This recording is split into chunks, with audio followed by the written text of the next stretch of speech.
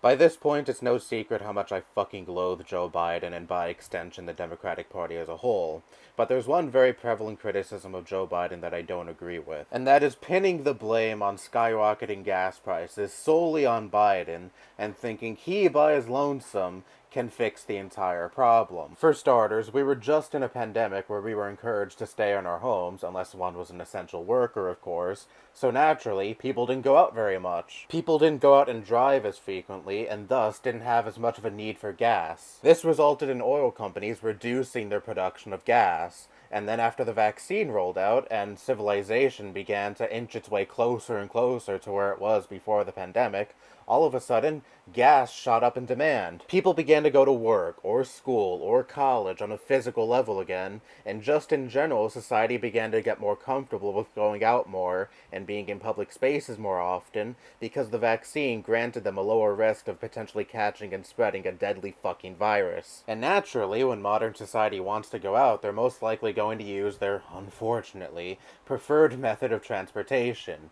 Cars. Gas suppliers obviously couldn't predict such a halt to the normal way of life. Fortune reported in October of 2020 that the oil and gas industry has lost more than 100,000 jobs that year. Since people weren't going out that much and didn't have as much of a need for cars and gas, oil and gas companies saw a huge hit. They weren't ready for such a rebound, and thus that is partly why we're seeing such a huge spike in gas prices right now. The International Energy Agency reported in 2021 that Russia was the world's third largest oil producer and second largest producer of natural gas. And I'm sure you know what's going on with Russia right now. You guessed it, the war with Ukraine. And as you probably know, several major countries sanctioned the hell out of Russia. Biden even signed an executive order banning the import of Russian oil to the US. Now, Biden doing even that didn't affect the US all that much because Russia made up a small portion of this country's oil supply. But Europe's plan to transition away from coal, nuclear, and natural gas by 2050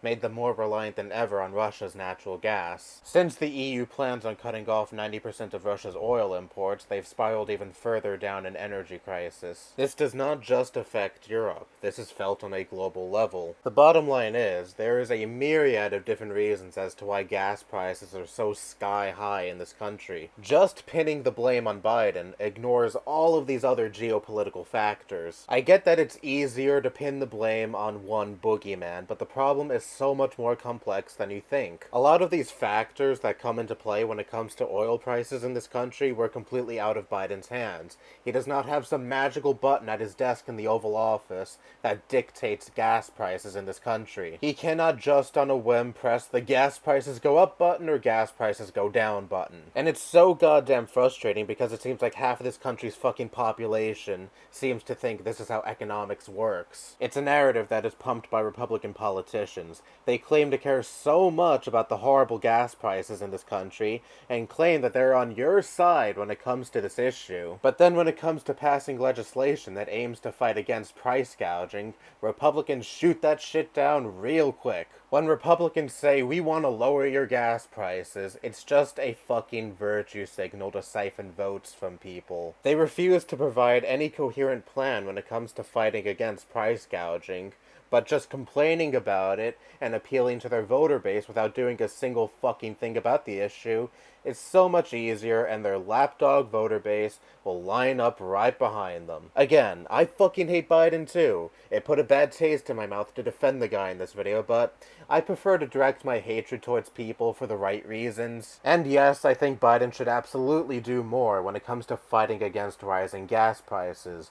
Don't think that I think Biden is some perfect, innocent little angel in this situation either. He says shit like this: my administration is prepared to use all reasonable and appropriate federal government tools and emergency authorities to increase refinery capacity and output in the near term, and to ensure that every region in this country is appropriately supplied. But he does not give a concrete plan detailing how this would go through fruition. But regardless of whether or not he did have a cohesive and detailed plan to fight against sky-high gas prices in this country, it won't help his perception with the public. Far too many people in this country are convinced that horrendous gas prices in this country is solely Biden's fault. Soaring gas prices were part of Jimmy Carter's downfall, and it'll probably be part of Biden's downfall, because we're probably almost certainly going to get a Republican president in 2024. But guess what? If Trump got a second term, gas prices would still be horrendous right now, because they still would have been at the fault of geopolitical factors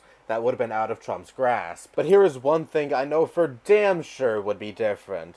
No Republican politician or voter would be blaming Trump for the awful gas prices. All of these Republican voters are blaming Biden for this right now because they don't know the full scope of the problem and they're too stupid to understand it. That's all I have to say. Bye-bye.